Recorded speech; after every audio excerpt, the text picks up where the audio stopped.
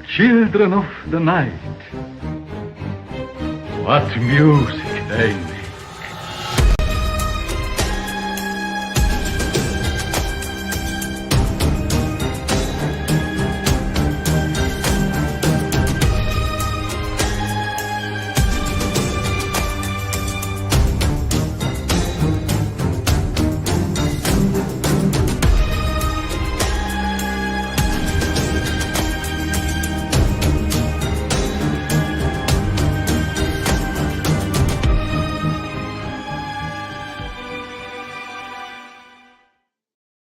Yes, sir. What up? What's going on, everybody? Welcome back. Blood Splatter Chatter. We are live here on a Thursday night as we kick off 5 weeks of Vampire Talk, FangFest 2025 at the beginning of a new year with my we're going to be talking, obviously, Nosferatu tonight, kicking it off with a bang. Got Mr. Stu with me. What up, my brother?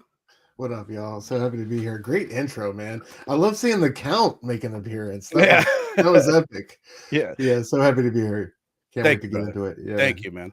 And Mr. Missing Link, my brother from another. What's happening, dude? Looking good.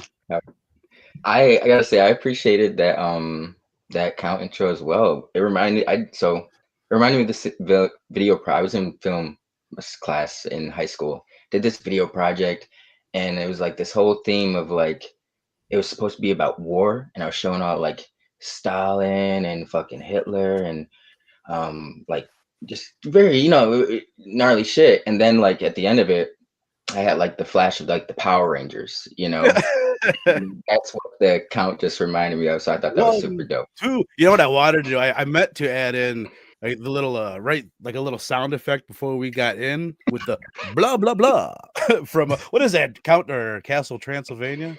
What is it? Hotel Transylvania. But that's part of the reason why I put those in there in the intro is because obviously, as I said, this is a month-long celebration of the vampire, and they've permeated pop culture in every area. There's comedies. The fact that they're in Sesame Street. I've got a kid's book right over here that there's a vampire in my 2-year-old's book, but they're absolutely everywhere. And as I said, I'll pull it up right here. This is all the vampire movies that we'll be covering this week with the addition of the Netflix series Midnight Mass, which I have not seen yet. I'll be doing that on a Sunday with my buddies Peter and Eric. But I wanted to do like a little history of the vampire, right? Because last year in January, we talked about zombies. And one of the things that's notable about zombies is just how new they are, right? Like George Romero more or less invented the idea of the modern zombie in 1968. But vampires, and I had a feeling that this would be the case, but like looking into it, they're ancient. There's like vampires in ancient Egypt, all over ancient Mesopotamia. China had vampire-like creatures. Not exactly, but you know what I mean? What would evolve into the vampire has pretty much always been there as far back as stories go. But then looking into it, I thought it was cool. Like in the 14th and 15th century, the Slavics got a hold of it. And that's where we get like a lot of the elements that we would kind of think of as vampires today, especially the more animalistic like interpretations of them. And then I didn't know this, man, but in the 17th and 18th century, in that area of the world, in the Slavic like country, there was like the equivalent of the Salem witch hunts, but for vampires. Yeah, I didn't know that. Everybody on the other side of the border was a vampire, man. Exactly. Which is why, I mean, that's a big part of like the themes that you find in these movies is the other, right? It's always this fear of the other, these people from outside that are going to come in and steal your women and drink your blood. But in the 18th century, the 17th, 18th century, they're going around and exhuming bodies. They're stabbing corpses with stakes and shit like that.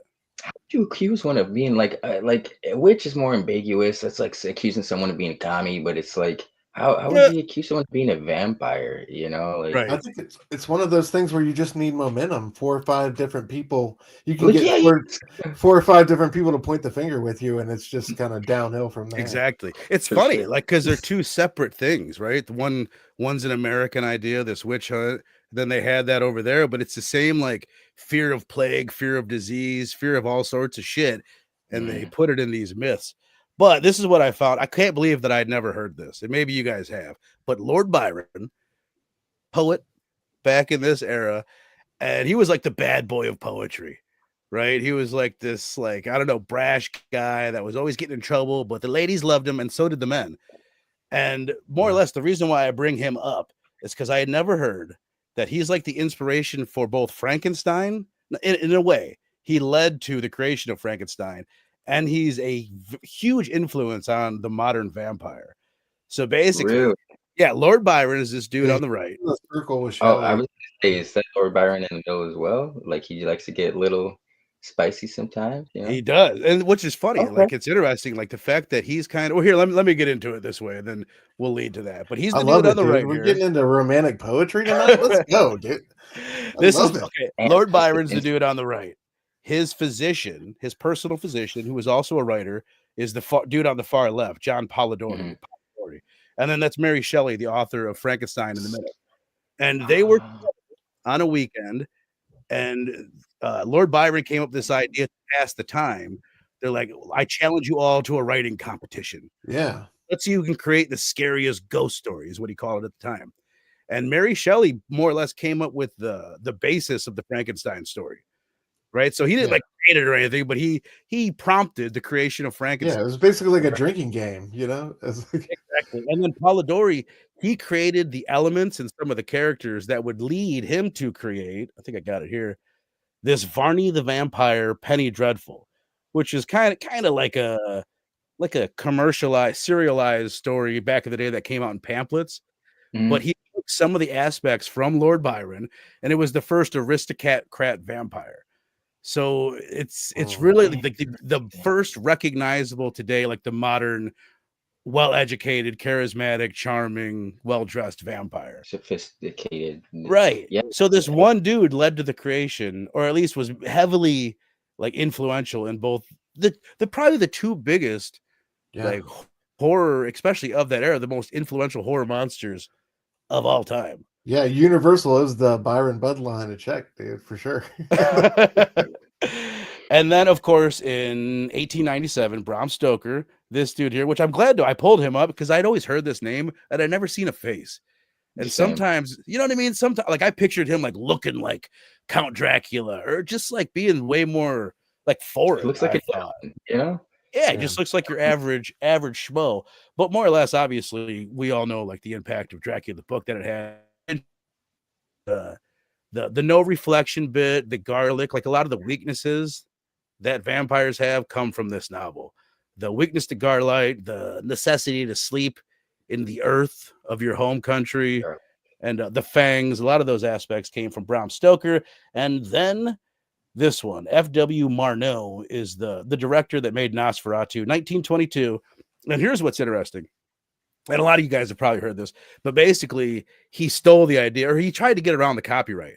So he made a Dracula adaptation, a silent film Dracula adaptation, where they changed all the names. Count Dracula became Count Orlok, Mina became Helen, John Harker became Hutter, and so on. And this is where you get like this look. Like anytime you see an Nosferatu adaptation, it's usually, that's the big difference. It'll have like a really disgusting looking Count Orlok, and it'll have like the different ending, more similar to what we get in this one. And that's pretty much it. That's what I put out for the history of the vampire. Dude, have any of y'all read the Dracula book itself? That book is scary as shit to read. Like, it's fantastic. Like, there's a reason it's a cornerstone for the genre. I listened to the audio book of it. And what up, chat? What's going on, everybody? Mr. Fable, my brother, Rogue Collect, bastard, Sal up in the actual Dracula. Thanks for showing up, man. What up, on brand, my brother. I listened to the audiobook when I was delivering mail, when I was a mailman, and my thoughts on the audiobook, I love it, but the best part is the beginning. It's funny, like, I look at it like this. I don't know if this is a good comparison or not. Some people might disagree, but It chapter 1 and 2, like the book in It, the beginning is the shit. And then the end, it kind of wanders and it's not that good. So the adaptations that we've gotten since that, they never know how to close it out because they don't have the source material. And I feel like Bram Stoker's Dracula, the Jonathan going to the castle bit is the shit.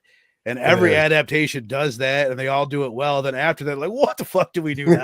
And nobody knows exactly how to stick the landing. But I don't know. I feel like Nosferatu, we'll get into it, but I feel like they did a pretty goddamn good job with the second half compared to what some of the other ones do. Yeah, but like that novel, I just remember I had a whatever copy I had, it had a black wolf on the cover with like these blood red eyes, and just like that image and that cover as a kid always stuck with me, and like that book was always very dear to me. What is y'all's like first big vampire memory, like as a kid growing up, interacting with? Other than the Count on Sesame Street, Right? Because that's definitely mine. Of course, man.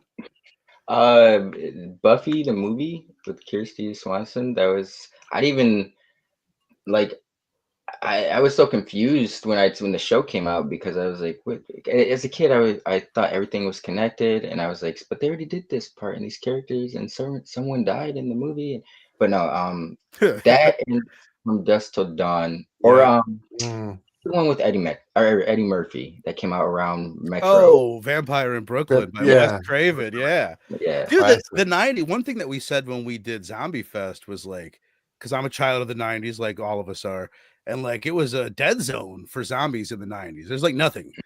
But looking at it, like especially getting ready for FangFest, the 90s was fire. Like a lot of the best, I think, vampire movies. A lot might disagree, but you've got Interview with the Vampire, From Dusk Till Dawn, Bram Stoker's Dracula. What was the one you just mentioned? Vampire in Brooklyn. Yeah, Vampire in Brooklyn. Interview with the Vampire. Isn't that in the 90s? Yeah. So many good ones.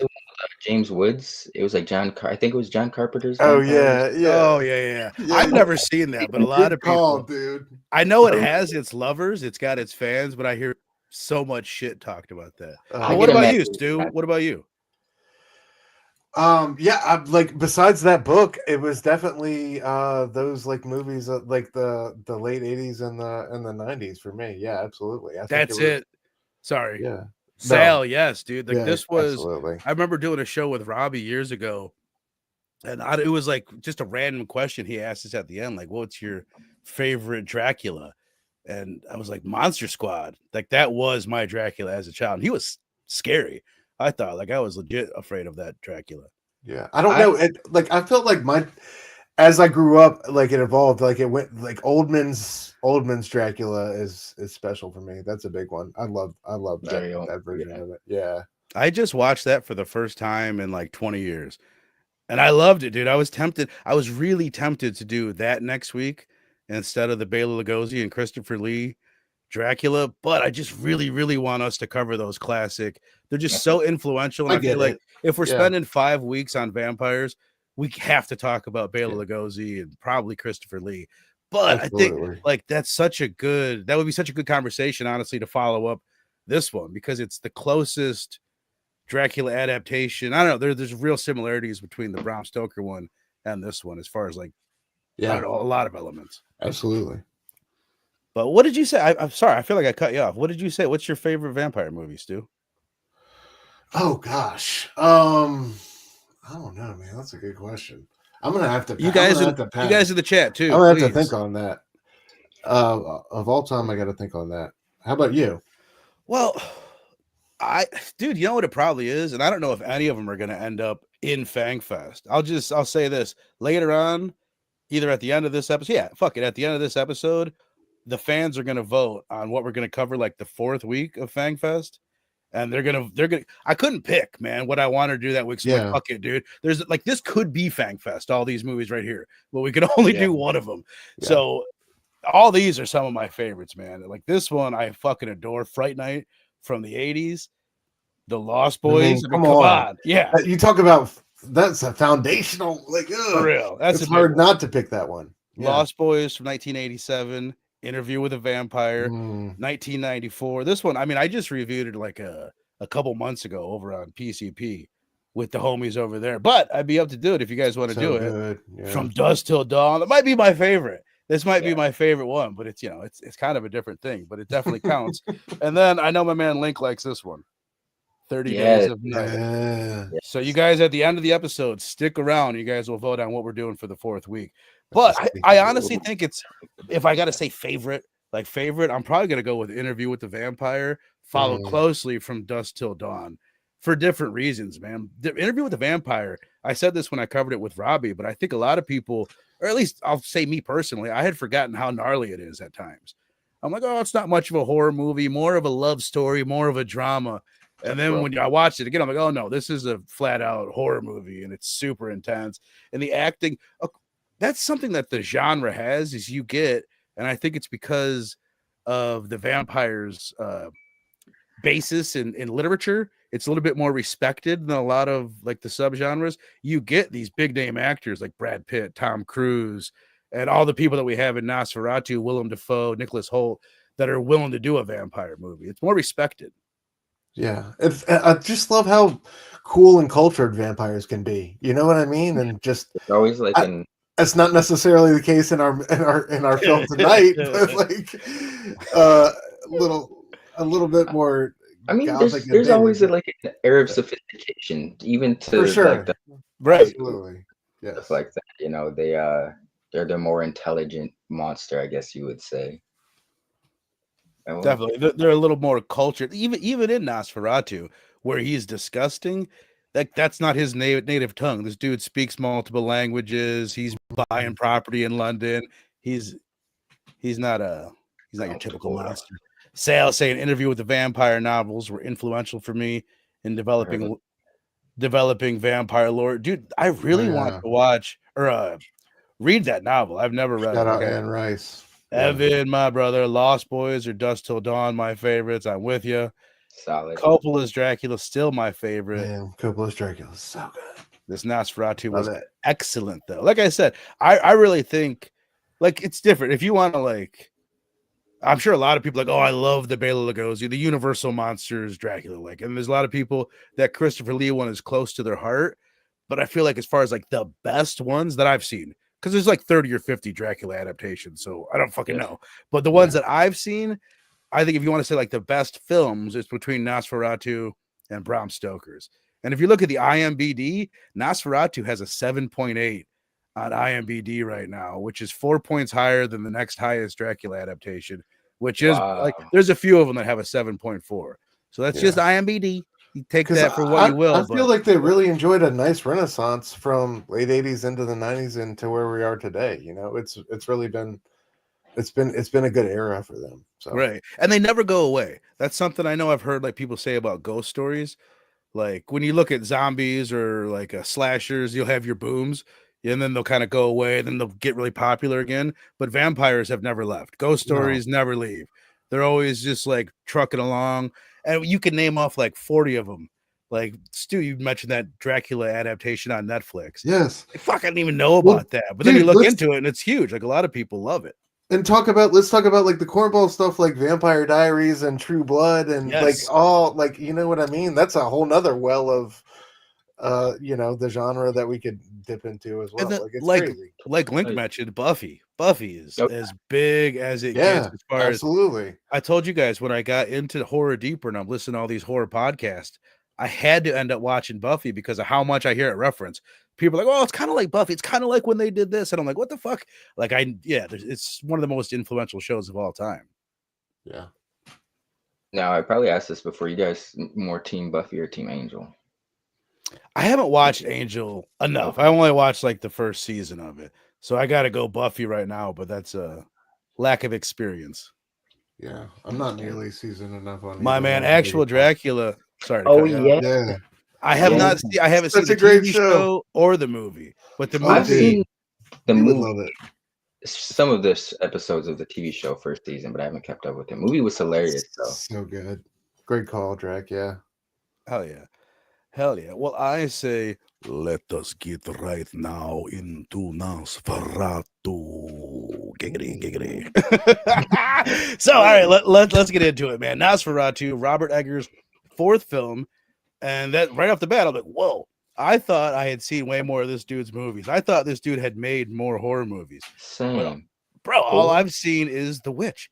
I have not seen The Northman, which he put out in 2022. And I have never seen The Lighthouse, which he did in 2019. Link, we were just talking about it. I've almost put it on like a half a dozen times. And I'm always like, I don't know. I just y'all need to tighten up. Y'all need to tighten up and get weird with it, man. That seems like such a movie. Like, you have to like, all right, these two dudes. Right, you got to be in the mood for. I haven't been in that wanting to hang out with Willem Defoe at his weirdest in black and white mood. Yeah, don't watch The Lighthouse in a good mood. You know what I mean? Like, when you're going, like treat that movie with the darkness it deserves. But yeah, all right. That's awesome though, because every one for me has been a banger in its own way.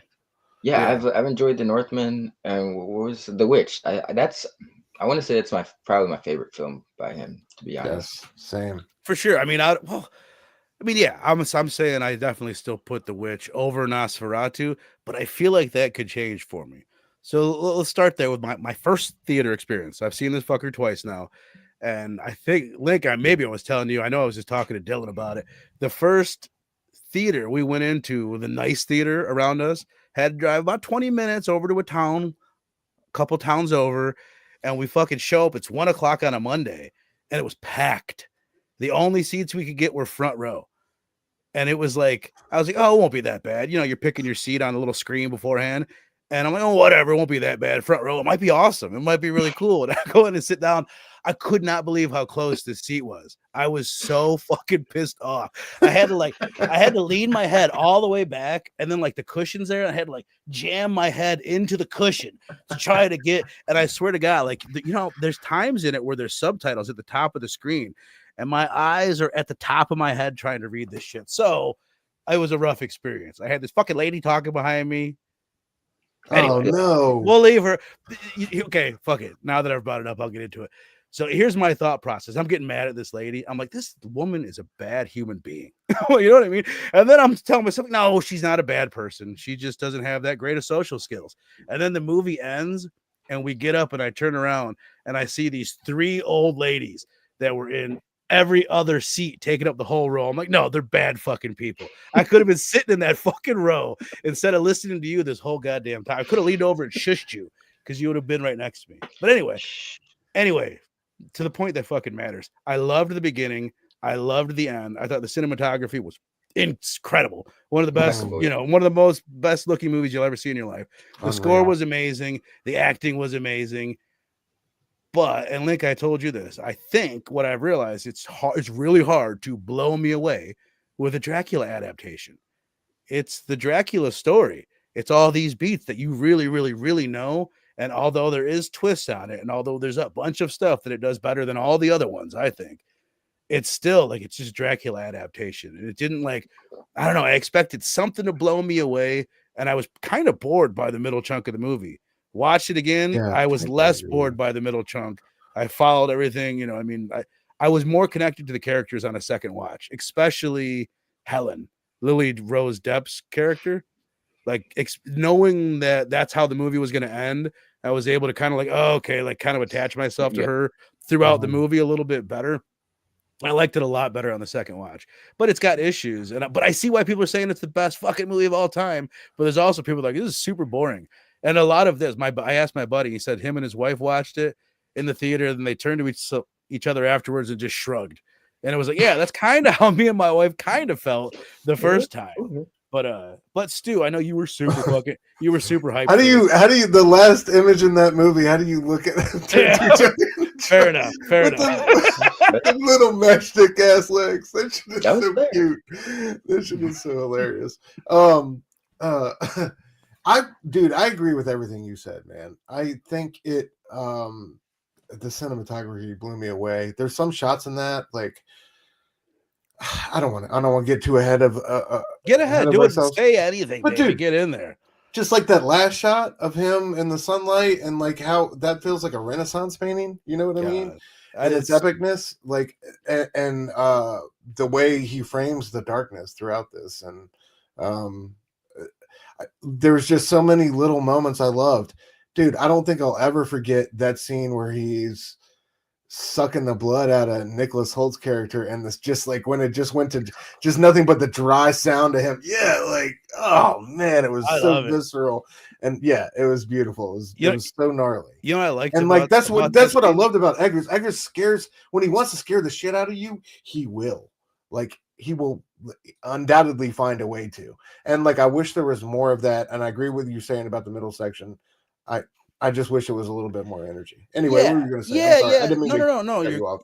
You're good. No, you're great. Fuck it. No, I don't remember, but that's okay. I don't know. I don't know what the hell I was just gonna say. Chill. Sorry. Yeah, I didn't know that was your wife that I wasn't shushing, but she's not a bad person. No, God, shame on the people who talk during this movie. This is not a movie to be talked. Oh, it's terrible. Like, She's like commenting on everything. This is something my wife said in the middle part of the movie. I was kind of bored. I was almost waiting to hear what she was gonna say next. Yeah, but and honestly, I told you that. Like, I'm like that. Like, I could kind of tell that my wife was getting bored by it. And I'm just like, I don't know, man. I hate that I'm like that. Then I get more affected by it because I'm just like, yeah. I I needed more vampirism and less possession. Yeah. During that middle section. Like, I don't want to say it needed more horror because it's like the most horrific Dracula adaptation but it would have been ever. nice to have a little bit like more... another set piece or two, like when they did the last voyage of the Demeter bit. You know what I mean? Kill everybody on that ship. I want to see everybody murdered. Like, give us something like, wow, did you see the scene in Nosferatu? Like, that was an opportunity to wow us. That's so true, because how great was it when he was walking up to the coffin and you saw him standing there and he just turned a little bit. You just saw him turn, but it was just that. I don't know if y'all caught that. Yeah. It was it reminded me of, it reminded me like of a xenomorph in the background of an alien. Yes, right. Where it's like, oh, they moved and then you saw it. Until they moved, it's like you didn't see shit. And then that was like the rats coming up, and that was cool. But yeah, I agree. We could have definitely used more carnage on the boat. Definitely. Oh, you know, what was a dope shot was when the boats arrived to shore and I don't know the dude's name, but he was like his Igor, the Renfield. I never know that character in the Nosferatu versions, but he's Renfield in most Dracula adaptations. Okay. That's what that character is. Yeah. That's so weird because I'll get to this. Nicholas has to do with Nicholas Hoult, but I was like, he was supposed to play Batman, but he was in the running to play Batman, and before it was him or Rob Pattinson. They went with Rob Pattinson, but then he ends up playing Lex Luthor. Bruce Wayne, Lex Luthor. So you could debate that they've got similar mindsets. But then he plays Renfield, and then in a movie with the character, well, it's not that deep of a connection, but Renfield, when he's like trapped and he's like foaming at the mouth, or he's like locked up, and he's like, help me, and like the dude comes running over and he's unstrapping him, and like the camera does that fucking it does this really cool twist, bro, and it just shows you like him biting his fucking neck. I thought that was like the most inventive or unique shot in the film. Yeah. Cinematography. For me, it's that shadow. That I mean, and obviously you were gonna get some crazy shadow shit, but the one scene where you see like the shadow go up the stairs and open the door, and then Lilly Rose Depp is there when the door opens. Dude, well, how about the scene when he's walking up like down the snowy path and like the horses are coming up with the carriage and all that when Nicholas Hoult is walking up to the castle? Yes, that shit was so incredibly well done. Like, so good. Fun. I was a little shocked to see some CGI in this, because it's usually, I mean, I think he actually has used it in, I think, the Northman, but it's always used well, with like I'm assuming the backdrop for like some of the sweeping shots for like the castles and shit. Which is where like you're never gonna, like, I would forgive it for, what are you gonna do? Go build a castle and shit? Like, yeah. Some elaborate, no, that's one thing Edgar's good at, is like always establishing a mood for his films, atmosphere, very atmospheric. So I always fuck with that. So, well, that's one thing I loved about this one, like the original Nosferatu, and to a certain extent Dracula 1931. They're very dreamlike, especially the castle bit, like Jonathan going to the castle, and not all of them are like that. Like when we do Horror of Dracula next week, there's none of that, but this one is like the most dreamlike one since the original Nosferatu. Yeah, and I thought like the way they established the world, like that opening shot of Nicholas Hoult coming out of the house and like walking, and like the street shot, it felt like Diagon Alley from Harry Potter or something. Like like it spared no expense with the details, and I thought it was incredible. No, Warren, there's a lack of Hammer horror tits in there. Well, I mean, there's some little Lilly Rose Depp nipples going on, but yes, I guess there are some tits, but they're different. This is a different brand of titties altogether. Yeah, so that's fair. That's fair. But Lilly Rose is Link, my brother from another. What was your overall thoughts, dude? I liked it. Nah, it's weird because I feel like I've never seen like they did like the classic Dracula films, but like Mhm. seeing this felt maybe read about it or seen it in different iterations, but this felt familiar, even though I don't feel like maybe when we cover the Bela Lugosi Draculas and stuff, like something will Mhm. come to mind like, oh, I have seen this before, but to my knowledge at this point, I don't feel like I've ever seen them. Um, but no, I enjoyed this. I was gonna say it's not necessarily my flavor of movie, so Mhm. I didn't really get too bored in the middle because I kind of expected that pacing of it, and I think it was actually quite paced quite well for it being 2 hours and it to be like more of a moody atmospheric. This is not, it would fit like gothic horror. Like, I don't feel like this was ever going to be like a crazy kill, even though there were some cool kills. I do agree with you guys, though. I feel like they should have used the ship as like the Yeah. money opportunity, just because like none of those guys made it off anyway. So just get crazy with some cool kills. Just while I'm thinking of it, sorry to cut you off. Like one area that it's in almost every Dracula adaptation that they kind of didn't do. I'm having a hard time because I know the names of these characters in the Dracula adaptation. I forget some of them in this one, but there's Lucy, the blonde one. She's friend. that's not her name in this one, but it's normally Lucy in other adaptations. Her friend, the one that ends up dying, that her kids get killed. Like it's a big deal in Bram Stoker's Dracula when she turns and they kill her, and it's this huge horror set piece out of it. So I'm waiting for that. I'm like, oh, they're gonna give us something crazy here, and they And it didn't was do anything. I don't think yeah. with her. Like they It, killed her kids instead. We saw that.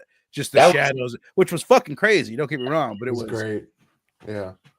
no, yeah, a lot of it was a very subtle movie in a lot of ways. But I do appreciate the style of it, and I what I loved about the movie is like I felt like because I did watch it 2 times. oh nice. I went yesterday and then today earlier. But the first time I would say that like I liked that I felt like I didn't really know who the main character was. It wasn't really Nicholas Holt's movie or Lord Olaf, the Skarsgård brother, or I mean, it was like debatable as to who was the primary focus of the story. Mhm. After the second watch, I would say that it was Lily Rose Depp. She was more of the focus. Yep. But I wouldn't be surprised if, like, upon a first watch, people would be fooled to think like Nicholas Hoult this is his story and stuff, and watching how things unfold with him. Yeah. But I could have used more Emma Corrin, honestly. Like you said, Vern. Like was she the blonde? That's the Lucy character or whatever. yeah, exactly. Let me look up her name. Or their, I think their pronouns are they, but yeah, they're great. I think they're fantastic. Like everything I've seen them in has been amazing. That I just would have liked to see more out of that role. Definitely less Aaron Taylor Johnson. He like, was bro is honest. He didn't really bring much. He wasn't bad, but it's like for dude who was just in the First Omen, who was playing he's kind of playing a priest in this one too, I believe. Yeah. He's gonna be Ralph Galactus. Yeah. He of the deep voice. Yeah. He could have done the fucking Nosferatu Yeah. voice. Her name in the movie is Anna, and the actress's name is Emma Corrin, the one we're talking about. Yeah. But I feel like he was more effective, the Ian dude, than Aaron Taylor Johnson was, and he had less scenes than Aaron Taylor Johnson. Yeah. Yeah. They you guys made me think of a couple things. First off, this is cool. I just looked into it. Evan's saying he heard that it was actually Hollywood. The movies that came up with biting the neck bit in the novel. In the novel, it's not like they're specifically biting the chest like happens in Nosferatu, but in the novel, he'll bite you anywhere. He doesn't give a fuck about where he's biting you, more or less. But I thought that was cool. It was like this was kind of in the way of Bram Stoker's Dracula the movie. They put a love story into it where there's this love connection, but a different vehicle to get to it. In Bram Stoker's Dracula, Winona Ryder's character has like a past life connection with Dracula. In this one, it's like he's been hypnotizing her, mesmerizing her since childhood, right? That's the way you guys read it. Yeah. Oh, he was grooming. That's I see. I was a little confused. I was still, even on my second watch, I was still a little confused by the whole connection. And it's like, so I was like, so did he? It just was like an elaborate plan, like Right. him I don't finding know. her 'Cause husband. at one point, Orlok blames her. He's like, "You awakened me. Like I was sleeping until you called out to me." Like in the beginning scene, they act like that's when she's a kid, but she looks the exact same. And then they're like, Right. many years later. It's like, what the fuck? Like Yeah. they're talking about her like she's a kid, but the way I read it, it's got to be like Link. You kind of nailed it. I wouldn't have thought of it like that or called it like that, but yeah, like it's like a grooming thing. He's been Right. grooming her since a child, which is why, okay, about it being it's her story. What's her name? Helen, right? Ellen, I'm sorry. So that's another thing that like is always weird because in the book it starts out it's straight up Nicholas. It would have been Nicholas Holt's story, right? In this one. Thomas. Yeah, Thomas Harker, Hutter in this Hutter, one. It's so fucking yeah. confusing. Regardless, their names start with an H, no matter which way you slice it. Yeah. Hoult, Harker, or Hutter. But anyway, it starts out and it's very much their story. And then when they turn, they're lost in the story. In all of them, all the adaptations, like Keanu Reeves just gets lost by the end of it. In this one, they tried to kind of remedy that by starting out the movie with her. So, you know what I mean? They start out with her and then it's his story and then it's hers by the end of it. But still, there is a disconnect there. Like we could have felt more. I mean, at least me personally, I wonder what you guys thought, but I could have felt a much deeper connection to her character than I did. On the second watch, it was there a lot more. But did you guys feel like, you know what I mean? It could have been sadder by the end of it. Yeah, no, it definitely it felt rushed. See, both of you all have had the advantage of the rewatch. I have not, but yeah, it definitely felt rushed. Like as far as and I agree with what you said. She just looks the same age the whole movie. Like there's no real transition there. But you know, it works for me. Like later on, you know, and as the movie progresses, you know, but you know, I don't know, a little bit more clarity or something done different as far as the look there could have helped. Then they can maybe have a different actress or something. I don't know. Still kind of thrown off by the end with the second watch by the end to fast forward, but I didn't like he can't tell like they were right or they were fucking so long that he or whatever he was drinking her blood so long that he didn't realize like I don't know. That really threw me off. I was trying to make sense of that. This is one because I watched the original recently, and I get like that's how it goes down in the original. It's just less like I don't know cinematic. I guess you're like less. Right. It's less clear. Like oh, she's making the sacrifice move. But in this one, I feel like almost the way that he had mesmerized her, she was almost mesmerizing him with the pussy. Yeah, and, you know what I mean, making him like he was like. Thoughts were all foggy. He couldn't even tell. He's like, oh my God, he was drunk on the blood and shit. So I feel like that's what it was. He just kind of, she used his obsession with her. For sure. That definitely like felt like the how she ultimately gained victory, if you want to call it that. In the end, I'm not gonna lie. I still need to watch it more, but you know, it's that type of movie. But I was still like lost on why she was the chosen one for him. You like what? Yeah, I don't know. There's never, it's like in the novel and in all the adaptations, you know, the scene, I think it happens in this one, I'm almost positive, where they're at the castle and Orlok sees the picture of her. Mm-hmm. Like, that's the only connection that they have in the book and in most adaptations. He just sees that picture, and sometimes it doesn't fucking matter at all. And sometimes in other adaptations, he becomes obsessed with her. His main thing in the book is that he sees Nicholas Holt's character as a threat because Nicholas Holt's character has like learned about where he sleeps and his weaknesses and what his business dealings are going to be in London. So that's the only, and that's why he goes after Harker's wife or Hutter's wife or Helen in most adaptations. So this one, they really like make it premeditated. Yeah, in some ways it's a lot cleaner and it's like a better script and it's better written than a lot of the adaptations because of that, but it's still not as good as it could be in that aspect.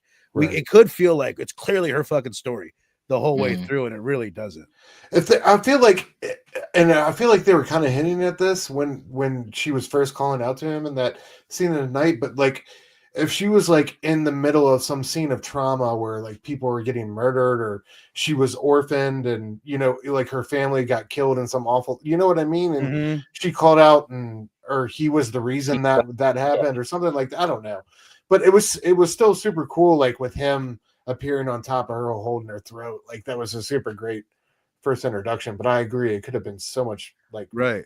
I really liked that. better. Like Well, yeah, there being some reason why she had to like use his power in her youth, and now she's like indebted to him, and he's come back to collect in a way. He's like his bride, right? That's cool. Yeah. Evan said, because I didn't mention this, I should have added this in my my intro at the beginning. Evan says, I heard it was actually, oh wait, hold on, I'm fucking clicking on the wrong one. He says, if you look up Vlad the Impaler, you will see he was like the real life Dracula. He is why Eggers gave Orlok the mustache. Dig that. He's it's debatable whether or not Bram Stoker really knew that Vlad was an impaler. He knew that there were it's debatable how much he really knew about Vlad the Impaler, but he took the name from him because it meant like Dracula means the devil. Fuck, you know what? I don't even know. But the mustache, that's the bit that I do know what I'm talking about. The mustache is from the book. No and shit. Stu, you said, Stu, one of your comments was a surprise mustache. My buddy, his first reaction was, okay, but what about the mustache? He just texted me out of nowhere. I was expecting it. I had an inkling that we would get a mustache because, again, in the book, like, let's clarify this. In the book, he's pretty much described like this, the way that he looks. Like, he's ugly, he's grotesque, he doesn't have all of his hair, and he's got the mustache, he's tall, he's old, he's gangly. And he's disgusting. He's got bad breath, and he's just unpleasant to to be in his presence.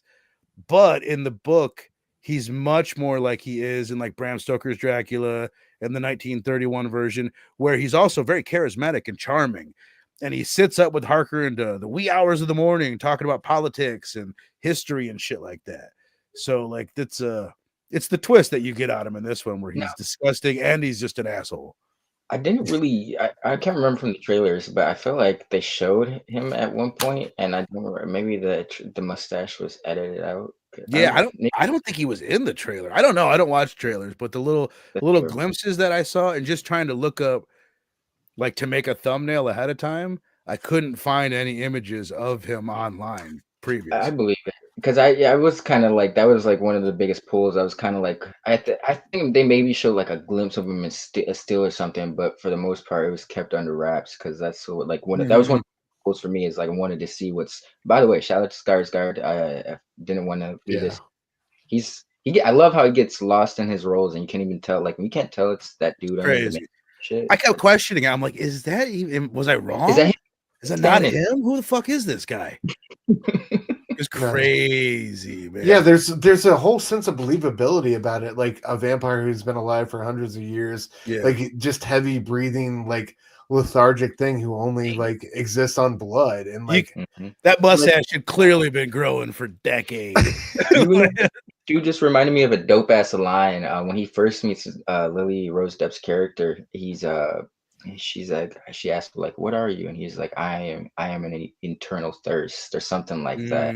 Appetite. Like, he says something about being an appetite. Yes. Yeah. Nothing more. That's insane. I thought about that too. I'm just an appetite. I'm just hunger. Like, nothing more.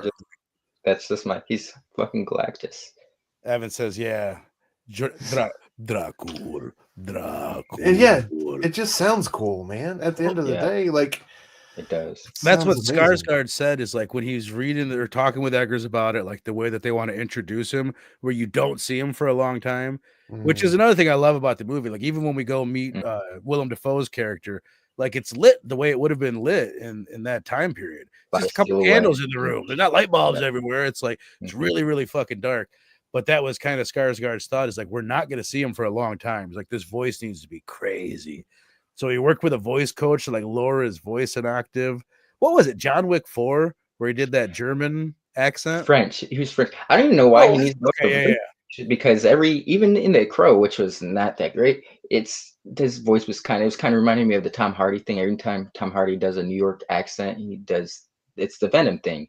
He did that in another movie. But you know, even then, it's like I don't think my man has an issue with that. From like Pennywise, the clown, to John Wick, to he's got a knack for that, you know. So he needed put his fucking stamp on this. Yeah. Like I feel like this is like a pivot point in the history of the Dracula lore, or you know, the history of Dracula cinema. Like after this point, there'll be people that are like, oh, did you do Bela Lugosi? Did you do Skarsgård? Like, who did you do? Like, what route did you go? Is he an erudite or is he fucking disgusting? It's gonna be hard to compete with this though. Who's gonna attempt to do this voice and this look and this vibe? Like, I don't think anyone's gonna do a Dracula adaptation for a little bit. You know what I mean? No, yeah, it'll be some other type of I think lore. But dude, I just love the way we saw him from like the opening of how he opened the gate, and like he's a shadow at first, and then he's walking up the steps and we first hear his voice but we don't see him. Yes, like it's like coming over a loudspeaker or something, bellowing. And then dude, like when we're in the dining hall and he cuts himself and it's like that Universal monster shot of his eyeballs. Love that shit. How fucking great is that? Like you can't and it's like I was laughing. I was literally I was sitting next to my daughter, and like that scene where he's pouring the thing and he's like bumping into him as he's pouring the goblet, and I was fucking laughing at that scene. It was so because how creepy it was. It was just oh man, it was masterful. Like that introduction, the way it progressed, and how we got little bit by bit after we'd been waiting a good little bit was so well handled. I thought. Speaking of the introduction, that kind of, I guess it was kind of like a set piece, was when after Nicholas Hoult, he won't let him leave, you know, but he's like, this is my castle, and he like catches him sleeping and he tries to stake him, or he finds him for the first time, sees him, and he like busts out. When you see that Dracula dick, yeah. I think that was the first timer as well. That's the first time. But, you know, he's getting through the castle. You got like the dogs chasing him, but then he like shuts the door. But then like Olaf uses his shadow to like come like hypnotize him, and then Nicholas Hoult unlocks it, and you just see like the dark frame of him. You see no detail, just of him, the outline of him and the dogs, and this glazed look of Nicholas Hoult. That was like probably one of the better set pieces, to be honest. I love his hat that he wears, which really gives him that like Eastern European gives him that other vibe. Like that's one thing that this one really has, is when you get to the castle, like before they get to the castle, it feels super strange. You know what I mean? Like you definitely feel like you're in a faraway land, which is a big part of the thematics of the whole thing. It's like this. Well, if you look at the time that we're in right now, the original Nosferatu came out in 1922. And a lot of people look at it as a reaction to the Spanish flu. Remember in Pearl, where that was like they're all wearing masks in Pearl. So like this, we're 5 years removed from another global pandemic, right? And then what it was? Oh, and then we've got this.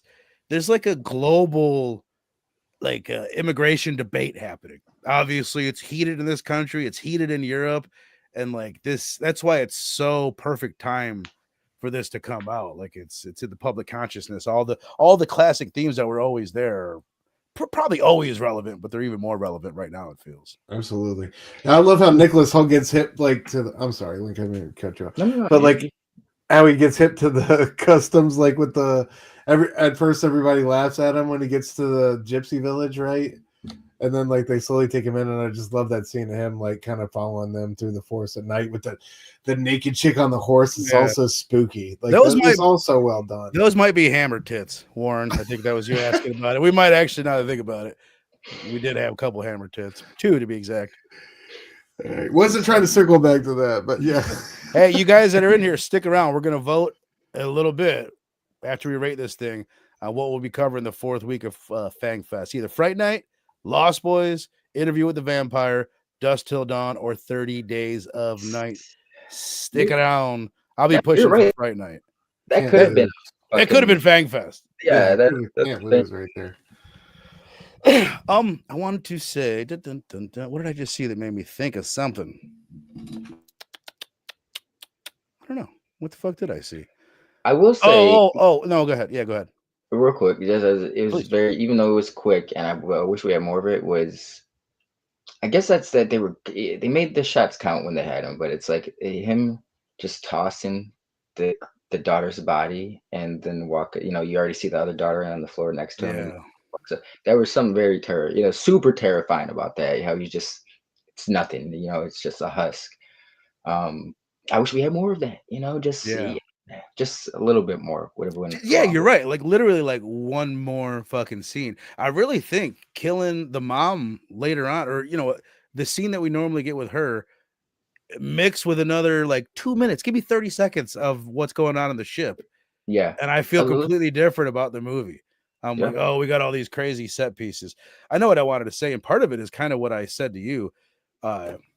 You guys made me think of it. Evan said the scene where Nicholas Hoult cuts himself, Orlok's reaction was funny as fuck. I agree. There is something kind of comedic about it. It's like, it's crazy zoomed in look.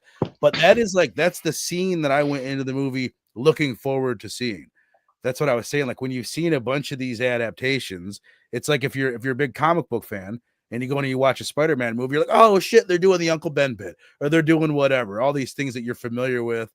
So I said it to you. It's like if you're a comic book fan and you're reading the Ultimate Universe, you're gonna get more out of it than if you're just picking it up for the first time. You're gonna get all the references and all the nods. It's just more of like a little bit more fun with it. But that's one of the scenes I was really looking forward. Like, how are they gonna do the Jonathan cutting himself bit? And I thought it was awesome. It wasn't like I thought it would maybe be crazy and violent or whatever, but it was just like artfully done and fucking intense. And Evan's right, kind of funny. Something kind of funny about it.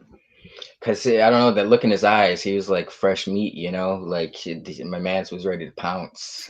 So he had a lot of willpower. Boy, take care of yourself. yeah. You know, I don't know why it left my head when that scene and he said that, but it was like I was reminded of the Dave Chappelle, Charlie Murphy skit where he's like, "You pee sitting down when you're in my house." I don't know why, but that just gave me those vibes. You know, take it. Fuck yo, couch. What did you guys think of Willem Dafoe's character? Who looking at his name, he plays Professor Albin Eberhardt, which is again, that's like this is the Nosferatu's version of Van Helsing, which I think he's one of the coolest Van Helsings of all time. It's always a really interesting character. He's always the character like in the book or in any adaptation that has the most modern feel in a way. Mm-hmm. Like he kind of feels like he's in a different movie at times because he's a little bit more chipping and just kind of weird and eccentric and goofy. He always is, but I thought he was really good. Yeah, I loved him. I think he's extraordinary. I love. What did Edgar say? I watched some interview with the two of them. He said he just gets the joke of life. Like I just feel like, you know, and he's been in so many of his films, and it's clearly an actor that he loves and has a close relationship with. I've always been a huge fan of Defoe. I always love that extra bit of panache he brings to a role. Like I love that when he walks in, untie this girl. Like you know, I love the extra bit of dramatic flair he always brings to the role. He borders on corny, but I like it. Like, but no, I like the twist at the end. Like he really got them involved in a sketchy situation. You know, knowing how things would play out. So it was kind of like, I don't know, it was wild. And I like how when they first walk in on him, and he's like talking crazy about turning sulfur into gold or something, like, you know. And I just love the back and forth between him, and obviously you knew Square Aaron Taylor Johnson was going to be, you know, at war with this kid. So it was great to see. It was great to see them have like the increasing trust they had with this character. Like it went from skeptical to like, we really need this guy to help us out. So I love this character. Who he's talking about? Yeah, man. You got fucking just weird shit going on, and Aaron Taylor Johnson's like, it's a plague, can't you tell? God damn it, it's the rats. Yeah. But to be honest, I think everybody played their role to a T. Like the only person I think was wasted and unfortunate, because I usually love him, is Aaron Taylor Johnson. You know, I just think that could have been anybody in that role. He didn't really stand up for me. I spent a good chunk of the movie, or not a good chunk, but at the very beginning, I'm like, is that fucking Timothy Chalamet? Like he really does. No, I did. I'm like, God damn, he looks fucking crazy in this role. I didn't know he was in here. I was the best scene to me was after he had buried his two girls, in that scene where he comes and confronts them at the cemetery, and then they all end up like kind of like agreeing to team up together. and that little carriage ride back. You know I what? thought that was dope. That was hit me well honest. done. One of my takeaways from the first watch was great performances, like even great characters, but like I didn't connect to them enough. And like I've said many, many times, you do tend to connect to characters more on a second viewing. But that was the moment, like when they were in the carriage together, and I'm like, yeah, you know what? We do got a nice little fucking crew here. Yeah. Like cool characters. Dude's like, you know what? I got nothing else left to lose. Like, let's fucking stop this, dude. Yeah, You know what I mean? definitely. Yeah. Reign of horror. I appreciate you.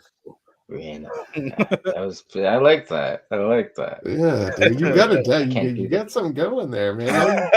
You need a couple of months with a vocal coach, and you're right there. I just need a little reverb, and I'll be Yeah. fine. Just give me some fucking reverb, and we'll fucking get her done.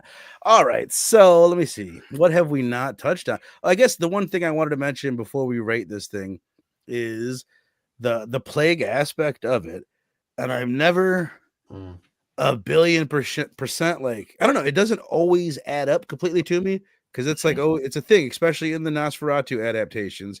He comes to London, he brings rats with him, and he brings plague and death, which obviously it's symbolizing just he himself coming there.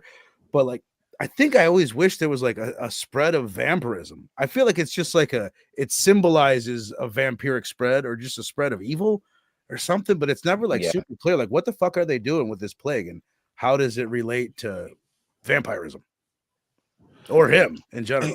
Here, it felt like more like a vampiric plague because of that initial conversation where, like Nicholas Holt's at the dinner table asking him about the occult customs he had seen the night before when they had driven the stake through the vampire. And it's good that you come from a modern land that doesn't believe in such fairy tale, like, you know what I mean? Might seem backwards to you. Yeah, and it was very much that bit of like vampiric misdirection, like the boat crashes ashore with rats everywhere, but really it's Orlok who's been feeding on this, the whole, like, that's the way I interpreted it, right? At least in this context. Then, like, why is everyone dying? Because it also does bring plague at the same time, right? Because you've got all these people dying in the streets, right? I don't know. Is it a delayed because maybe it goes on long enough, they would have risen to be vampires because they did show like right stake in that one. I feel like that was another wasted opportunity. You could have had another little scene where it's like they find all these dead bodies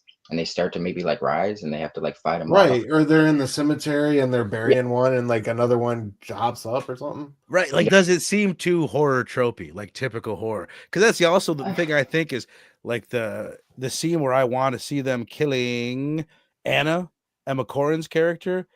It's so reminiscent of every scene, like when we did Dawn of the Dead, or we didn't do that, but in Dawn of the Dead, when dude comes back and now you've got to kill your friend, or in Shaun of the Dead, all those zombie movies, that's really a vampire trope. I never thought of it till I watched Bram Stoker's Dracula. I'm like, oh shit. Like that's the friend. It just would have been like something that's been done in 1,000 fucking movies if they did it. But that's why I'm saying do something different by killing Anna. Now, I guess that's why they killed her kids instead, but I still want to see her die. No, I feel like I'm with you on that.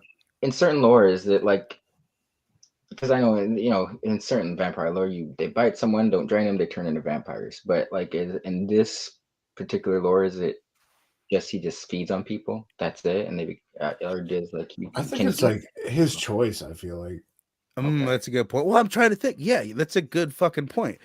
And I saw the thing twice, but it's like Anna.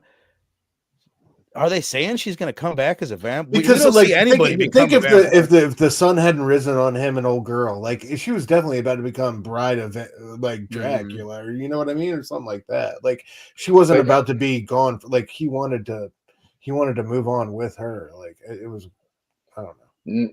Now was okay? But if she was a vampire, come she didn't like evaporate like him, I'm I don't think she did. I think that's a really good point that I hadn't really thought of. I don't think there's any real evidence that in this fucking particular movie that he can turn people into vampires. It's not ever made clear. He's fucking with their minds.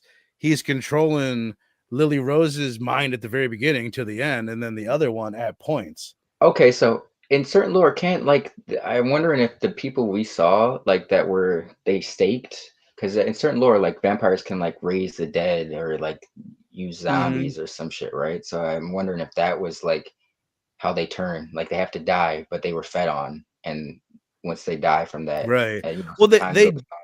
they do burn her body. Like Van Helsing tells them, or whatever, Willem Dafoe's character has them burn Anna's body, and which makes me think that he's trying to prevent her into becoming a vampire. But it's interesting that I didn't even notice it until you said it. Like, yeah, we don't see anyone else turn. No, yeah. The only thing that makes me think twice is that scene with the gypsies where they stake it and then the vampire pops up, you know? Right. Like, so that's what I'm saying. Like, do they have to die and then they raise back up as like right vampire or some shit like that? Yeah.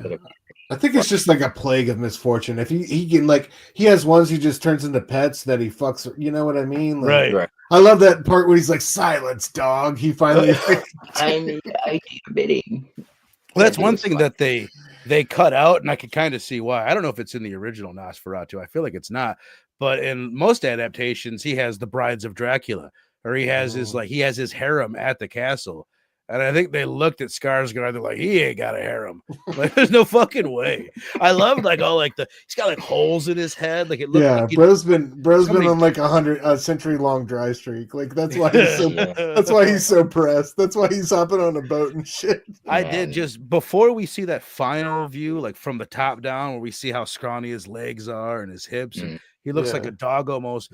But like when he's looking into the sun, he does that like agonizing scream. Like it's one of the most horrific like visual moments of the year for sure. I would say like that's one of the gnarliest like stills in a movie from this year. Fucking incredible. I can't wait to go revisit this movie like time and time again, and just all the amazing shots in it. Like I think that's one thing it's just not at all short on. It's just such amazing cinematography and mood setting, and like all the actors have said, like he just gives you that world to play in, and all you have to do is just kind of turn it loose. Like the stage he sets for you is so authentic and real. It just feels so lived in, and I just love it. I just love the worlds he creates, man. Whether it's this movie or the other ones, like it all feels so authentic, and I love like the kind of things he's obsessed with and is drawn to. This makes me like I need to go back and watch The Northman. I know I need to watch The Lighthouse, but what did I just want to say? Oh, Stu, you seem like you're pretty big Dracula fan. Like, where do you think this compares? I was about to ask you what's your second favorite adaptation, but I know what it is. It's Bram Stoker's Dracula. Like, how do you compare that with this? Like, when's the last time you watched it? I know you're a big fan. Like, it's been forever. Yeah, no, it's been forever, man. Yeah, it's been quite a while for me as well. This is right up as far as this one. This is right up there at the top. I think with the best of the best. Me too. I don't see how you can't not put it there. Even though I wasn't floored, I still think it's like the best one and probably my favorite one. And a movie he was destined to make. Like if you look at his history with it, he watched it when he first watched it when he was 9. He produced it as a play as a youngin, and that kind of got him attention and really kind of helped start his career and all that. Like so, it felt like a movie he's always been circling, and it was supposed to be his second project after The Witch. And I looked into like exactly why it didn't happen, and I don't know if there was other reasons, but the one that I saw is he after a bit he realized like this is kind of silly and a little bit like who the fuck am I to think I'm going to make this as my second film? He's like maybe I need to learn a little bit more, and he made 2 more films before doing it. Yeah, I think that's one thing. I love that hearing that from Defoe. He said, just watching his progression and how much more sure and confident he is in his vision and what he wants to do. I just can't wait to see what he continues doing. Me too, man. I think he's one of the most talented guys out there, period, when it comes to filmmakers, and the fact that he loves and fucks with the horror genre so much is such a treat. I can't wait to see what he does next. I tried to look into what is rumored to be his next project, and it wasn't clear. Something maybe about Rasputin. I don't think they're talking about that chick from the X-Men from Hoxpox, but I don't know. But chill out, man. My brother says if Mummy brings fogs, well, Nosferatu is bringing the rats. He also says, "I love Stu." Hey, I love you, Chill. I love you too, bro. Happy holidays, brother. And Skarsgård was originally supposed to play Nick Holt's character before it got canceled. Crazy. Ah, I'm wow. gonna hot take here. I don't like Nick Hoult as an actor. What? He doesn't do I it can't for believe me. we haven't talked about him. I think He was he's great in this role, and I think he killed it. But like, I don't like him as an actor. I think he's a very promising guy, and he does like watching The Menu, and then looking at him as what he's gonna do as Lex Luthor. Just that look. I wasn't gonna say in watching this, but I guess his Menu character in this are kind of along the same lines. But he can do a lot, and he can play I think he could play sex symbol badass if he wanted to too, and he probably has. I don't really get the whole I was looking at this film and it came to mind. I was like, damn, we got Kick-Ass and Beast. Just we Kick-Ass is gonna rumored to be playing James. His sex symbol status I get. Nicholas Hall I don't quite get. I'm not saying he's not talented, but my first movie I ever saw him in, he was a little kid with Hugh Grant called About a Boy, and he played this loser kid who into show tunes and shit. He got picked on, and that's just the image I've always carried of Nicholas Hoult throughout my life. Because then when he played Beast, I was like, you're still kind of a schmuck in a way, I like him as Beast though. He's a schmo. He's a schmo though, man. I love him in in second fiddle. What's that fucking is he gonna be that guy ever? Mad Max? Where he was a great in Fury Road. Yeah. What do they call them? The guys who dress up in the fucking I know what you're talking about. Or fucking I think that's some I think he's I love him in The Menu. Like he's unlikable and he's a douchebag, but I really, really liked him in that. And he just does so much. He was good in I guess he does play a lot of these really timid, mumbling, bumbling fools and shit. But he can also he's got range. He can do the Lex Luthor role. I believe that he will pull that off. That's why I think they were like, okay, we're gonna keep you for something. I mean, honestly, him being in the running for Batman, I was kind of when I heard he was in the running. Rob Pattinson, I was still both of them. I was shocked, but Nicholas Hoult, I was like, what the? Totally, I see that. I still I'm glad he didn't get that role, but I can see it. I'm surprised. I mean, that's interesting to me because I really do. I like the guy a lot. All right, fair enough. I just don't know if he's had an incredible year, and I'm happy for him, but I just don't know if he's ever going to be that guy. I don't know. Him and Aaron Taylor Johnson are kind of hand in hand for me. You know what I mean? I don't know if those guys have been in everything here lately, but I don't know if they're ever going to break through and be truly A tier, A list. Right. Talent. I can see him not being, but I love that he's doing so much work in that. He's a character actor that has potential to be the leading man. Because he is an incredibly good-looking guy. He's got the look, but he's never really played a sexy guy. You know what I mean? I don't know. Maybe he can't. I don't know if he's the sexy guy. I don't think he's a good-looking guy. No, man. I don't think he's ugly, but I don't think he's particularly handsome either. Right? I mean, I'm looking at pictures of him right now. Maybe. No, he's missionary with the lights on, man. He's peanut butter and jelly. Get the fuck out of here. All right, fair enough. Hey. Fair enough. All right, let's go ahead and grade this. That you guys in the chat, stick it on. We have 8 of you in here, and I need you desperately. We're gonna vote. We're gonna rate Nosferatu, and then I need you guys to vote on our week 4 movie, Fright Night, The Lost Boys, Interview with a Vampire, From Dusk Till Dawn, or 30 Days of Night. I need you guys stick around.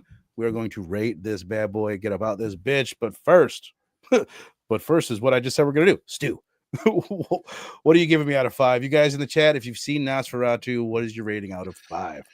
Man, this one I can't not give it a 5 out of 5. I don't want to look back and be like, you know what? Just in case. 5. Yeah. It was great on so many levels though.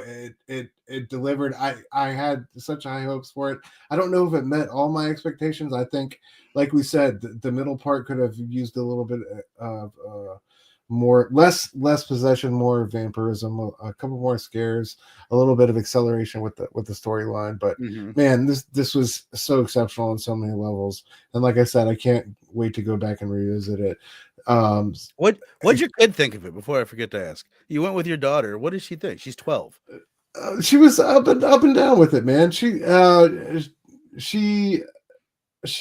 think she's kind of new to Edgar stuff. She hasn't seen anything I think he's done before.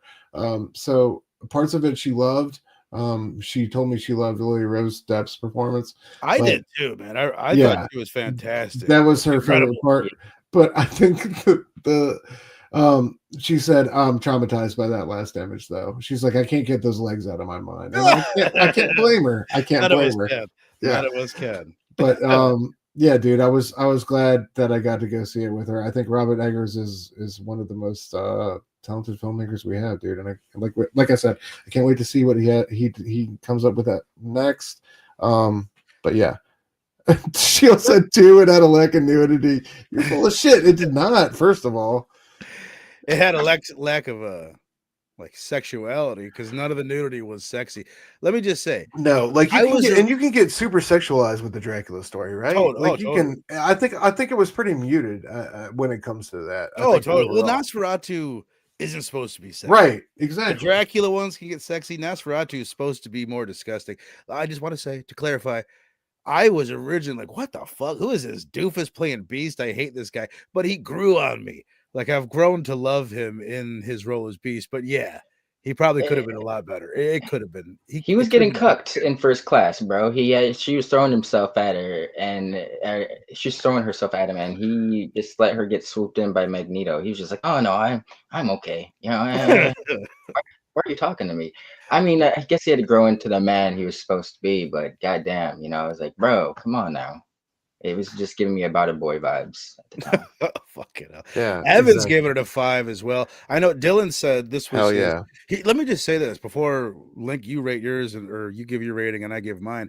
After my first viewing, I was like, what the I was sitting there thinking, like, are all these people saying they love it so much? Because like a movie like this, some people will walk away that didn't like it and they might just shut the fuck up because they don't want to sound like people like, well, you didn't get it. Have you seen The Witch? Do you know his style? You know what I mean? But my man Dylan loved the fuck out of it. Dylan's not like that in the least bit. He's, you know what I mean? He's not going to be like, oh, I'm trying to sound smart, so I'm going to say I liked it. He just loved it. So I'm like, okay. Like I thought about that going into my second viewing, and it was definitely a different story for me. But I've heard a lot of people that thought it was boring, and a lot of people that said it's the best fucking movie ever. But where do you stand on it, Missing Link? Like, you know, these are usually my type of movie. That didn't mean it's a bad thing, but I had a good time with this. I trying to be honest. It's not quite a 5 for me. But I will give it a 4.5. I can't particularly find anything that really, I mean, because, you know, White's not a 5, but there's some minor things, you know, like the pacing was fine, but with it being 2 hours, I would have appreciated a few more jump scares, if you will. Maybe not even set pieces, but just, you know, something littered throughout. You know, I get right, and there were a couple to cut. Yeah, I was kind of surprised that we even did get a couple. Like jump scares, but I could have there was the one like when he right before we saw his big Dracula dick or his average sized Dracula dick, like when he jumped out and got him, and at the very beginning opening scene, there's a jump scare that got me. But like there's one when like Emma Corrin's like walking in the hallway and what's her name? Oh yeah, like shows up. Yeah, with the light, she's just there. Yeah. I was shocked that you said that you were surprised we got a couple. Like that done bode well. Like I'm glad that we got what we got, but a few more. I mean, that's just my personal preferences. No, I'm just saying like jump scare in general. You know what I mean? Because a lot of I think of a director like Robert Eggers that's going to be like look down on jump scares. Right. So like in an interview with him, I even heard him say like he's like we even got a couple jump scares. Like you know what I mean? We put them in there for you kids. You're gonna love it. Yeah. But I enjoyed it, but I can definitely see how some people will walk away finding this film boring and kind of like overwhelmed with the cast a little bit, you know, like all right, like because even like I told you even with my second watch, I wasn't fully didn't fully understand exactly the complete story I was seeing, you know. So and I'm trained to look for the deep stuff, you know, so I can see your average moviegoer just the shit's kind of like it's cool. The imagery is very vibrant, you know, it's striking. The cast is great, you know, even though the focus I think is a little lost, but beyond that, you know, it's a good time. And that, you know, it's not even my type of movie, so I think a 4.5 is it's got room to grow. That's so, I wouldn't mind watching this again, and I'll probably pick up things that, so I think that's a good thing, to be honest. So, Right.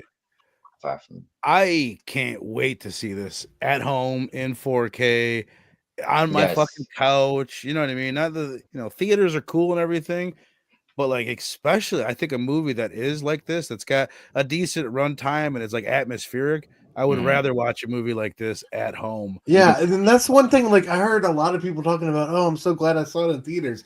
Yes, it was great to watch this in theaters, but I don't know if this is like an essential movie theater experience type of film. The visuals make you lend yourself towards that, because yes, it looks amazing. Yeah. Why not bigger? Bigger is going to look even more amazing. But there's something about, like, my buddy told me, he's like, I've watched every Robert Eggers movie in the theater and I've never liked him, and then I watch him at home and I love him. And he's like, I don't know why. Makes perfect sense to me. I'm awkward at theater. I'm worried about people over around. I don't know. It's fucking weird. I'd rather be at home.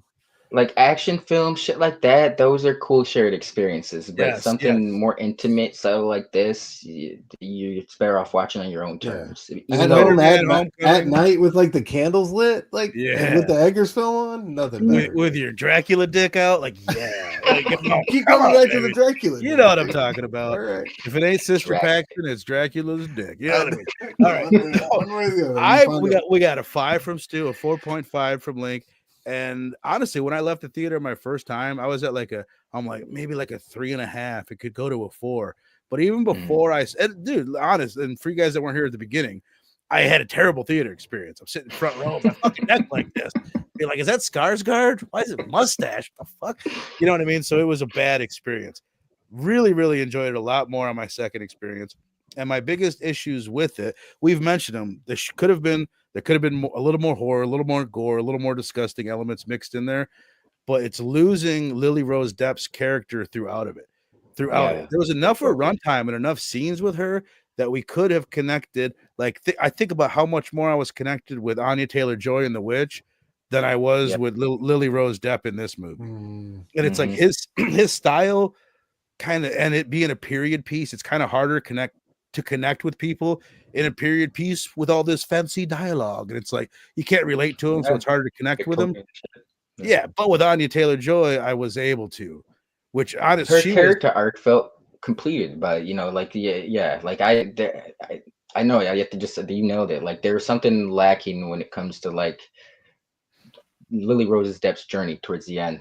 Right, like her journey is, and part of it is what he's struggling with because of the book. It's Harker's story at the beginning, like we said, and it gets lost in that, or Hutter's or Hoult's or whatever. But it's fucking incredible looking. It's probably the most well-made Dracula adaptation of all time. It's the coolest, or not the coolest. It's the gnarliest fucking Dracula or Orlok of all time. Like maybe the best performance, the most iconic. Like, I don't know. I can't. It's when you're comparing it to like Bela Lugosi and people like that. Oh, it's the most iconic ever. It's like, hold up, it's not as iconic as Bela Lugosi. It's kind of hard to beat that, but it's the gnarliest Nosferatu ever. Count Orlok. Yeah, absolutely. He's like a creature, and he's also an incredibly like well-learned deceiver who's been alive for centuries. And dude, I just love like the hieroglyphics on that contract that he has Nicholas whole time. Like he's just I love the old worldliness of him, like, but also he's also a mythic creature. He's a shadow. He feels like a monster. Yeah, right. Like he's Did you guys think he had prosthetic hands on? Like, yes, I think I did see in an interview that he had to have prosthetic fingers, and they're huge. They're great. Like I feel like the extra, like the tip of his finger wasn't like his finger only went up to like here, and there was that much more, so he could kind of manipulate him. But when you compare it how big his hand was to his head, like his hands were fucking huge. It was cool. It just made him again look like a monster. Yeah, and I love every time like his footfalls were so fucking heavy. He sounded like a fucking horse walking around. Like chicken that's legs. When he saw his chicken legs. It's like, what the fuck? But like, I think he was like trained at that point. Like that, I was wondering that's fair. Do you guys think he was that skinny the whole time underneath his clothes, or do you think he got drained? I mean, okay, when we saw the Drac dick, all right, he was The legs were we didn't see the full leg, but it was still looking. His top half was looking a little still heavier than the bottom half. You know, like he missed out on the day. But what was it? Oh, the claws. That's one thing. Like, why couldn't we have just got the claws are so goddamn long? Why couldn't we have gotten one scene where he just fucking cuts off half or cuts a half with something? You know, totally. Little things like that. I mean, maybe that's one thing you get in a lot of adaptations. Well, this is kind of a separate thing, but like we get more Dracula because that's what I was thinking. Like, well, you know, we could have used more Dracula. Like in 1931, he shows up and like is talking to people in public, and he does what a vampire does, where they can be human. And like this guy never does anything like that, which I guess is cool. It keeps him more monstrous. But maybe that takes away from the opportunity to put him in scenes with people where he's gonna fucking kill him.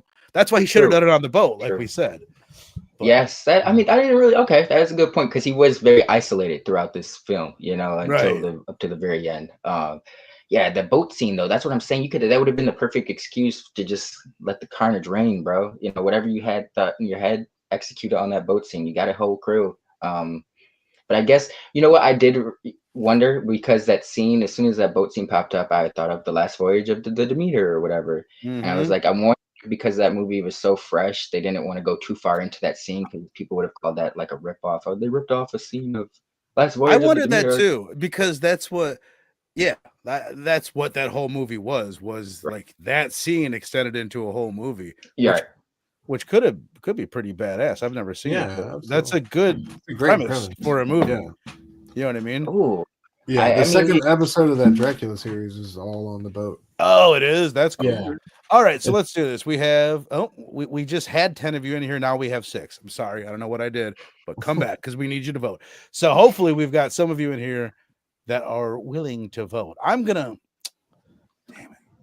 not gonna vote because I picked all the other ones, but I want to push for Fright Night. Here, let me just say why I want Fright Night. It just kind of fits with what I'm trying to do, where it's like we're gonna do our classic Horror of Dracula and Dracula next week. The following week we're gonna do the reaction to the classics, which is Martin. That's one of the movies that's a reaction. It's, you know, it's a twist on vampires, like big time. And then Fright Night is so that it's like a satire of Dracula. There's a character in it that is pretty much a spoof of the Peter Cushing Van Helsing that we get in the Hammer horror series. And I don't know, it's got great practical effects. It's fun, but it's flawed as well. It's not perfect. Then there's a fucking Lost Boys. We've all seen this. We all love this. It's fucking classic. It's as big as it gets. I'd be thrilled to do either one of them. And this is probably my favorite of all of them is Interview with the Vampire. Fucking amazing film. One of the best. Big actors. Just did it recently on PCP, not the drug. The YouTube so can we vote or no? You guys are voting. Yeah. Okay, cool. From Dusk Till Dawn. This is funny. One of the best of all time. And then 30 Days of Night.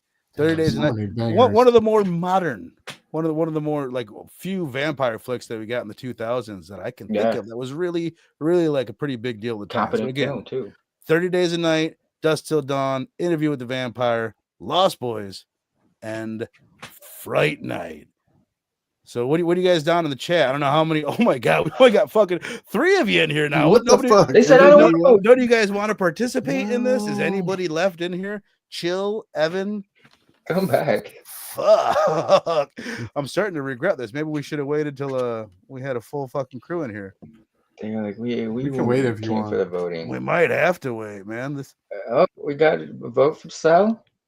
All right. Ooh, Sal saying 30 Days a Night. Yeah. All right. This is one. Now, Lick, I know you like this movie a lot. I like it. Last time I watched it, I just remember thinking it was a little slow, but what's cool about it is it's really different. You know what I mean? Yeah. In a lot of vampire movies. It's definitely doing something different. Kind of leans into that Eastern European-ness of it all, which I like. And they're like really monstrous, which is fun. And now we've only got 2 people in here. What happened? It's like I asked you guys to talk, and everyone's like, "Fuck that!" He's talking directly at us. You know what? Get out of here. I think it's because the list is so fucking hard. It's such a banger list. I feel like I can't choose one, bro. Like, because they want to cover us to cover them. We got a couple that just popped in. So again, we're trying to vote right now. We might have to postpone this thing. But Fright Night, Lost Boys, Interview with the Vampire. Dusk Till Dawn, 30 Days of Night. We have one vote for 30 Days of Night.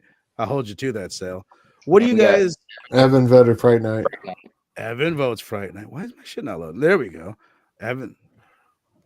He says, wanted to compare it with the comic series. That's cool. And actually, if we did 30 Days a Night, I would read the comic series first because I haven't, but I own it. Oh, badass. Evan's going Fright Night. So you guys, now I want you guys, don't vote Fright Night because I fucking want to. Like, what would you guys want to do? I want to do Interview with the Vampire. Ooh. I'll be real. I would cover any of them, but if I narrowed it down, it's either 30 Days a Night or Fright Night. Ooh, Chill says Fright Night. I feel like 30 Days a Night would be cool to have you compare and contrast to the comic. But since Fright Night fits the motif of what you're, I feel like that would also. I mean, any of them would probably be a great palate cleanser compared to Martin. That was also my thought. Is like that's what we're going to be covering before. Here's what we're doing leading up to it. By the way. Oh, do I not have the thing? Oh, never mind. Yeah. So we've got next week Dracula versus Dracula, 1931 and 1958. Then Martin from 1977. Really looking forward to that. And then I'm doing the Midnight Mass with my homies. So yes, this will be the first like guaranteed fun vampire movie that we're gonna do for the next few weeks. Like all the ones that I put on a list are fun, super fucking watchable vampire flicks. Okay, so we're in a dilemma. So, all right, who's going to be if I were to vote tie as 30 Days Night, we'd need a tiebreaker. We would. Oh yeah, because I'm not voting. You're right. I was thinking, I'm going to vote Fright Night too, but I'm not. I'm not voting. I was going to say, are you going to be the tiebreaker? I mean, I just because thematically, Fright Night is an 80s movie and Martin is the 70s, so it's like covering the decades. And to make it easier, I will go Fright Night, but I still want to cover 30 Days a Night at some point. I'm very, very down. I'm very down. All right. So right now we've got 3 votes for Fright Night, 1 for 30 Days a Night, and 1 for Interview with the Vampire. So last call for alcohol. This is taking me back to my DJ night. Last call for alcohol. Ladies and gentlemen, last call. I'm going to be shutting it down. Get a dance, but you still can. All right. You got to go. I think we're watching Fright Night, motherfuckers. I'm making it official. Fright Night. Fuck yeah. Super excited about it. I love this movie. Last time I watched it, I guess a little slow and it's not fucking perfect, but it's just cool and it fits the fucking bill and it's so different than a lot of things that we've done. Have you guys seen it? I have not seen it. I've only seen the remake with Colin Farrell and Anton Yelchin. Yeah. I love that one. So which is great. Yeah. I would love to see the original. Sal did not know that The Girl Walks Home Alone. Neither did I, Sal. I didn't know that either. Comic comparison. Yeah, I can't wait for that. I can't wait to do that one. That's one of the things I'm most excited about is that, as I said, we're finishing it with Let the Right One In and A Girl Walks Home Alone at Night, which are like the two of the most celebrated, very modern vampire flicks, and I haven't seen either of them. I heard great things about Girl Walks Home Alone at Night, though. Me too. I've never heard anything negative about Let the Right One In or Let Me In. It's the remake of that one. So, hell yeah, we're doing Fright Night next week. Super excited about it. Not as excited as I am for Ink and Insights, baby. Every Wednesday night. Yeah, I had the holiday hangout last night. Talking about our favorite comics from the past couple of weeks. We'll be back next week talking about our favorite comics from 2024. So join us Wednesday night, 9:30 p.m. Eastern, either on Dr. Doom's Fan Club or 9-Panel Grid. Yeah. And then on the 14th, we got Absolute Book Club covering Absolute Superman 1, 2, and 3. So check us out there. Yeah, man. That's what I'm talking about, baby. Always a good 14th time. at 9 p.m. Eastern. Sorry. Perfect. That works. And Sunday. Link and I will be talking about our fucking favorite movies of 2024. I had to speed it up there. I realized this sentence is too long to say it like Orlock. I'll be here all fucking night. But it's so excited about this, man. I slapped my list together. I'll tell you what, Link. I just said, fuck it. I had all my movies that I was nominated. I'm like, I'm just going to bang them out and put them in the list. And I did. I'm like, you know what? I like it. So I'll probably end up changing it 20 times before we get there. What are we doing? Top 10? Yeah, top 10. each of our top 10 favorite movies of Nice. the year. We're gonna let's talk about it, solidify what exactly we're doing, but we'll be doing like our favorite performances, best direction, shit like that. Some like maybe scariest moments, scariest movies, best character, some shit like this that. This is a list that's been seeing a constant readjustment, man.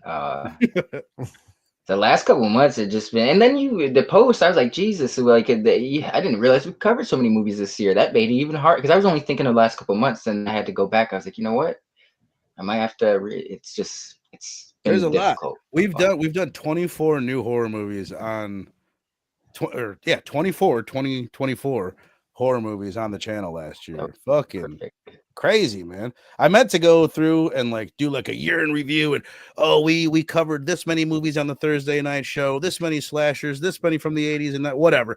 But I had so much that I had to prepare for this show that I'm like, I'm not gonna get to it.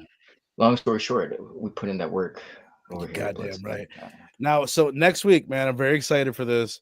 We were just gonna do Horror of Dracula, but to me it felt like a weird coming off of Nosferatu to do Horror of Dracula. It just wasn't enough. Like, I don't know if there was going to be enough for us to talk about because it's a short Dracula adaptation, half the length of Nosferatu.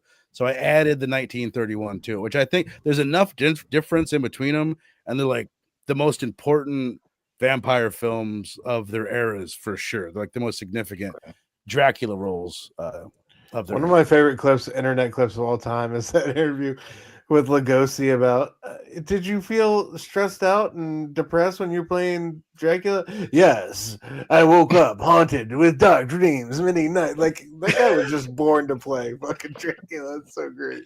I love him so fucking he's much. so fantastic. I've said in the past, like, that it's not one of my favorite of the Universals, but I did just watch it last week, and I kind of loved it a lot more than I normally would. It's because I watched it after Nosferatu 1922. So I watched the movie even older than it. You know what I mean? So like to put it into perspective, makes you appreciate the more modern. Exactly, man. It's beautiful, and it's just a gorgeous movie, and it's one of the most important movies in not just horror history, but of all time. It's one of the most significant movies ever fucking made. So, bro, I'm excited. Me too, man. And they're both like an hour and 15 minutes long, so we can knock both of them out and about the length that it took you to watch this movie. But you guys in the chat have been fantastic. Evan, I love you guys. Sal, chill. You sexy bastards. Reign of Horror, appreciate you. Destination Station, Kenneth Bird, Warren Smith, Actual Dracula. Yeah, hell yeah, man. Really appreciate all you guys. One collection down. Y'all are the shit. And again, be here next week as we're talking Dracula versus Dracula. Good times, man. Appreciate you guys, and we'll see you next week. Children of the night. What music they make.